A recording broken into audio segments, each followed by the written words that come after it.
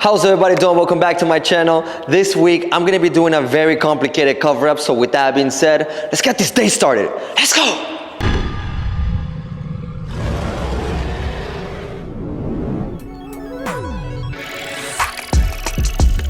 Today's gonna be a really fun project. I'm actually tattooing one of my old friends that I've met in high school, and it's gonna be really dope because I'm gonna be covering up a tattoo that he got probably like over 10 years ago, and I can still remember when he got it done because when he got it done, I wasn't a tattoo artist. So crazy, turn of events. Years later, I'm over here covering up the tattoo he got done during when we were 18 years old. On the way to the consultation, I'm excited because I want to catch up with him. I want to see what he's been up to, and I also want to customize super dope. I know that he wants to get something cultural done, so it's going to be very easy for me to customize.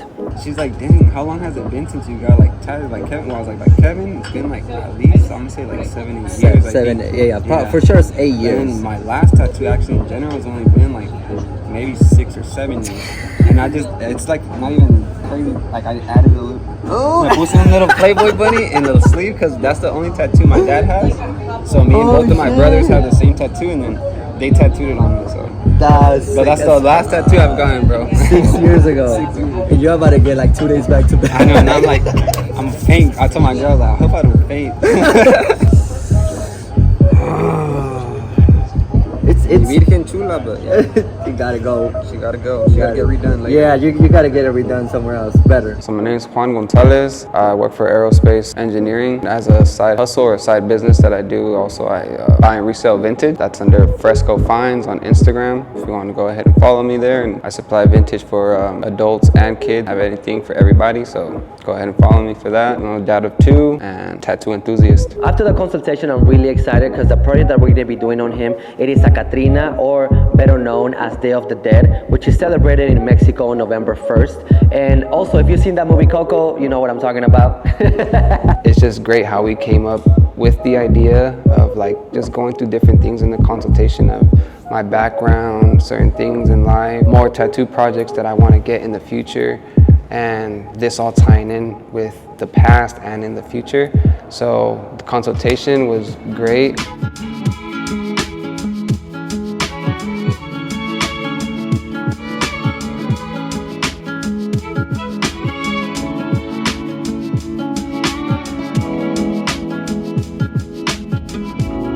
The tattoo that I'm going to be covering up on Juan, it is this Virgin Mary that he got done, and that is meant to signify his birth. He's a miracle baby. Before I consider myself a miracle baby, or I was a miracle baby, but a work of her miracle. When my mom was pregnant with me, way back in '95, her and my dad went to one of the doctor's appointments, and they ran some tests and came back and told my mom that there was going to be a high probability that I would come out with Down syndrome. So my mom was obviously scared, asked, if there was any more testing that could be done, any, medicine that she could take to, probably better the chances of me not coming out like that or anything. She was just, was asking 1,000,001 questions.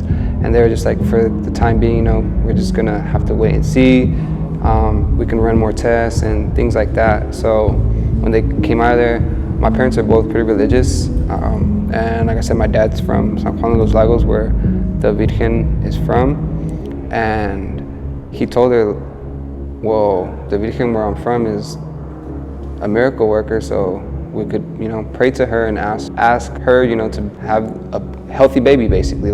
And they prayed and prayed to her, and my dad told her, though, the thing is, when you pray and ask for something, you have to kind of pay dues, in a sense. In Spanish, we call it pagar la manda. When you ask for something, you have to go and give thanks, basically, and it's just like an offering in one way or another. So they prayed and prayed and prayed for months, while the whole pregnancy went on. And come October, when my mom's due date came around, they, went into the delivery room, and I was coming out, and the doctor kind of like paused and did like a weird take and looked at me, and my mom was like, "Is the baby good?" And the doctor was just like,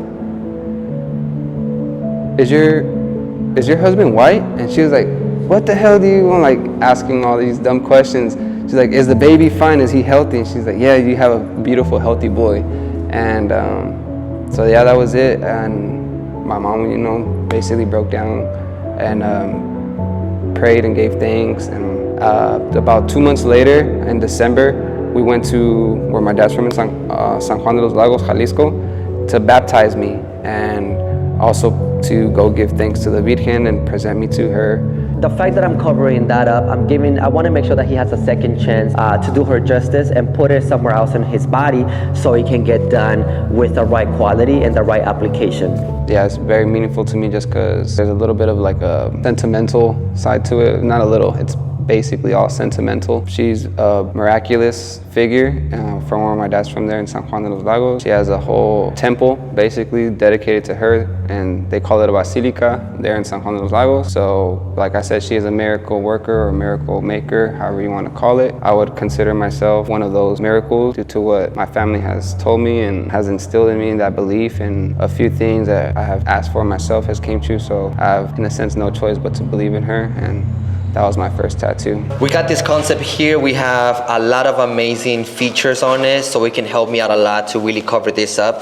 I'm gonna be relying on a lot of black. So the first thing I'm gonna be doing is just applying all my solid black before adding the little details inside of the face and inside the little skull, the little hands.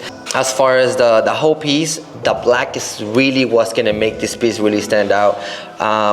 This piece was done over 13 years ago, maybe 12, 13, huh? Yeah, like about 12. So the ink is weak, so that's gonna allow me to really add what I need to add to cover all this piece. I would say the thing I like the most about the concept is how me and Kevin came about it with, you know, coming with the old tattoo, what I'm getting covered up with the concept of something new and the ideas that I gave him of what I wanted to work with, which was something, you know, of the Mexican culture, Aztec culture, Day of the Dead, things of that sort. The deity that we chose and the concept that we chose for the cover-up, she's the Aztec goddess of life and death, which is what, you know, Kevin pretty much thoroughly gave me a good little rundown and like basically a session, you know, taught me about her. The reason why I'm excited, it is not to specifically signify Day of the Dead. It is that she is the goddess of the underworld, or the deity of the underworld, and she's the one who takes care of your soul after you pass away. Her deity name, it is Amictecasihualt, and she is married to Mictlatecutli, and they are the ones who rule the underworld. And it's very important to point out that the underworld for the Mexica culture, it is not hell. It is just a place where your soul goes and rests. If you want to learn a little bit more about the Mexica culture,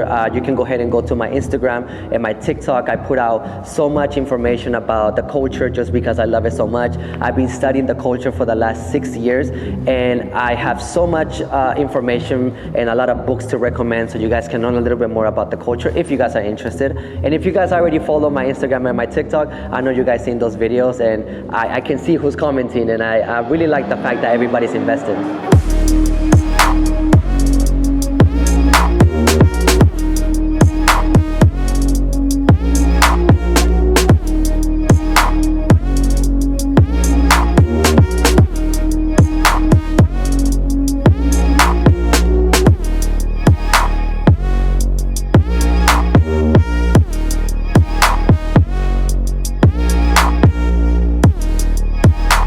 As soon as I started the project, I knew it was going to be an amazing project because his skin was taking in the color so well, and it was last minute that I decided to add this turquoise color onto the piece. And the reason why I added turquoise, it is because it's a big significance to the Mexica culture. Turquoise, it is the center of the fire, and your soul is meant to signify the essence of fire. So it is very connected to all the deities in the Mexica culture. It will take me hours to explain it, but trust me, it is very important and significant.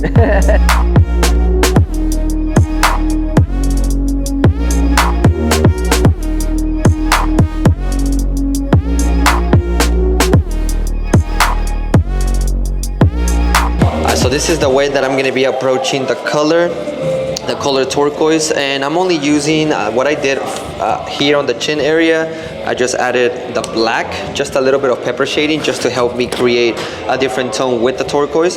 But I'm going to be dipping back and forth between my turquoise and my white to create different tones around it. So I'm only going to be doing the chin so you guys can kind of see the way I'm approaching it, and I'm going to be mimicking the same exact thing throughout.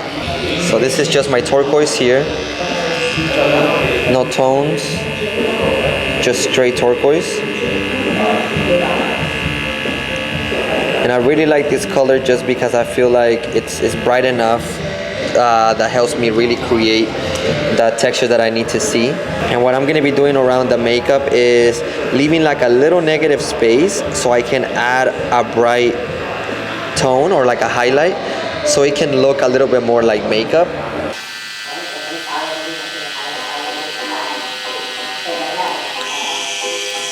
And as I get closer towards the top of the chin area, since it is the highlight part, I want to make sure to fade it a little bit, fade it out, just to kind of give me a chance to give it a dimension, like the chin is curving.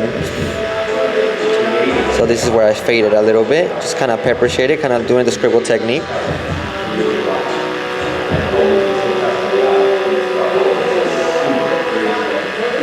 And still leaving that negative space.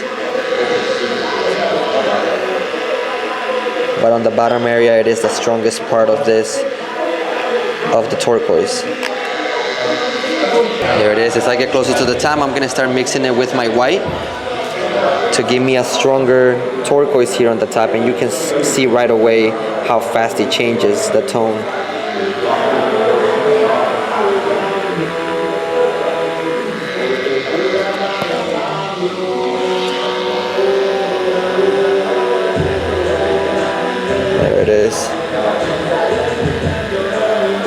I'm gonna finish off the top here with a little bit of the scribble technique just to fade out this turquoise towards the top, and then I'm gonna start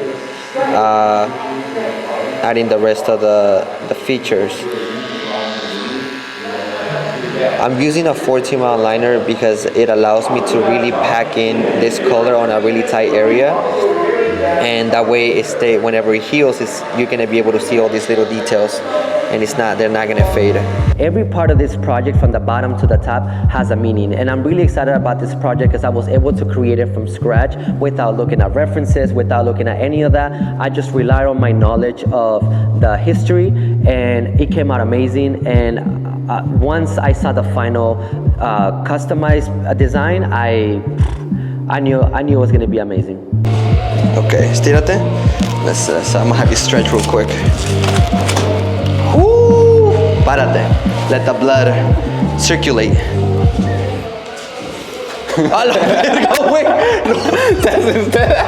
Halfway through this project, I know he was hurting a little bit, but we were joking around, so we were roasting each other. So it was a really good time. I'm just really happy to be able to catch up with an old friend and be able to tattoo this for him. And it's a very important piece for him, so that just makes this session a lot more fun.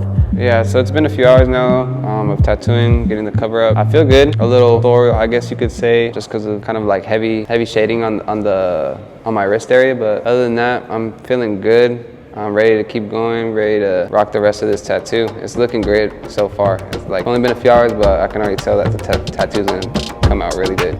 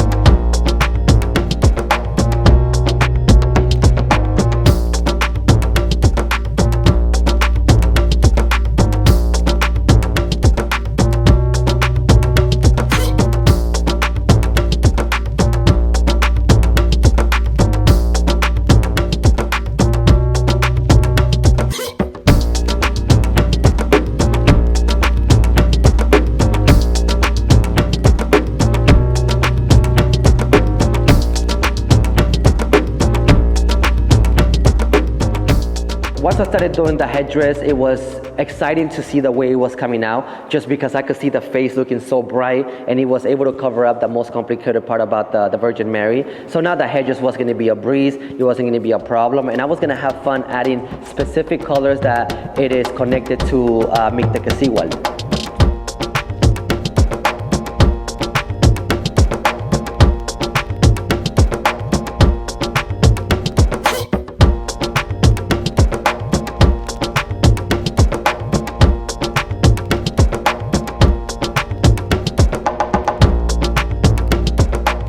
successfully was able to cover up the whole thing without a problem.